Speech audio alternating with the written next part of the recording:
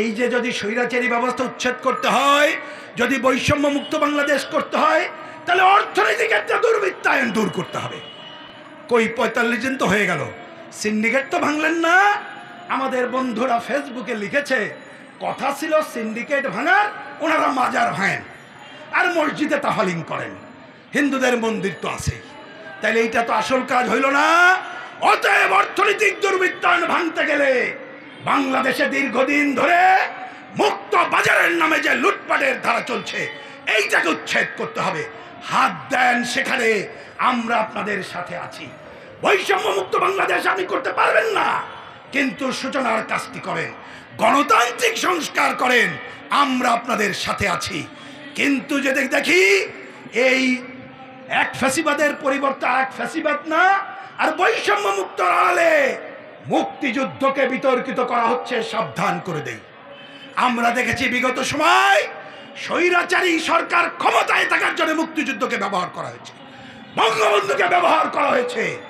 আমরা পরিষ্কার ভাষায় বলি, বাংলাদেশে মুক্তিযুদ্ধকে ব্যবহার করে স্বৈরাচারকে যেমন ক্ষমতায় থাকতে দেব না, আর সুযোগ পেয়ে অপশক্তি মুক্তিযুদ্ধের বিরুদ্ধে বলবে, বাংলাদেশে কমিউনিস্টরা, বামপন্থীরা, প্রগতিশীলরা এইটাও সহ্য করবে না, আমরা রুখে দাঁড়াবো।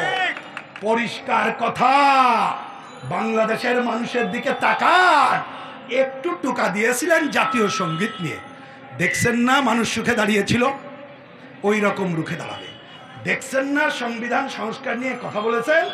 ইউনূস সাহেব অবশ্য যে টিম গঠন করেছে নাম দিয়েছে সংবিধান সংস্কার, আপত্তি নাই, কিন্তু কেন স্বাধীন মালিককে বাদ দিলেন আমরা তো জানি না।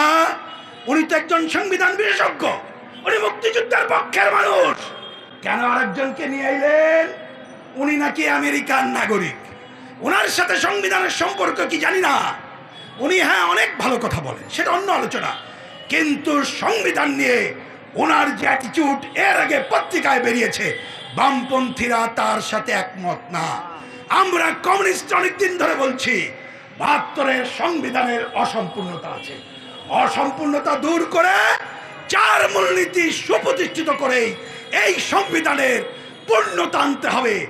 আমরা যদি দেখি সুযোগ পেয়ে অনেক মানুষ তাদের নাম উচ্চারণ করতে চাই না, তারা সুযোগ পেয়ে এটাকে ছুঁড়ে ফেলে দিতে চায়, এটাকে সংবিধান বলে না গঠনতন্ত্র বলতে চায়, এর আড়ালে মুক্তিযুদ্ধকে বিতর্কিত করতে চায়।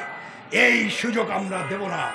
বন্ধুগণ, আমি আমার কথা না বাড়িয়ে শেষে বলতে চাই, তাহলে আসেন বাংলাদেশের জনগণের প্রতি আহ্বান, গণঅভ্যুত্থান জুলাই আগস্টের এই চেতনাকে ধারণ করে আসেন, আমরা স্বৈরাচারী ব্যবস্থার উচ্ছেদ এবং বৈষম্য মুক্ত বাংলাদেশের দিকে আগাই, যা কমিউনিস্টরা অনেকদিন ধরে বলছে। এর জন্য মনে রাখতে হবে, গত 53 বছরে যারা ক্ষমতায় ছিল, এই নীতিহীন রাজনৈতিক দল, তারা এইটা পালন করে নাই। অতএব তাদের সম্পর্কে সচেতন থাকতে হবে, বিরাজনীতিকরণের শক্তি সম্পর্কে সচেতন থাকতে হবে। ওদেরকে না বলে নীতিনিষ্ঠ বাম গণতান্ত্রিক শক্তিকে হ্যাঁ বলতে শিখতে হবে।